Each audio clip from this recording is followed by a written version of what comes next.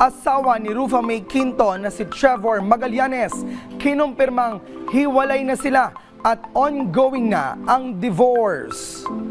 Inanunsyo ni Trevor sa kanyang IG account na hiwalay na nga sila ng actress-comedian at they are also in the process of ending their 8-year marriage.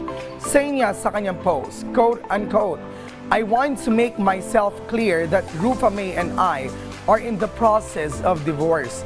Dagdag pa niya na alam niyang devastating para sa mga anak at magulang ang divorce kaya nangihingi siya ng paumanhin dahil dito. Ayon sa kanya, ang gusto na lamang niya ay malagpasan ang divorce at mag-spend ng oras sa kanilang anak na si Athena.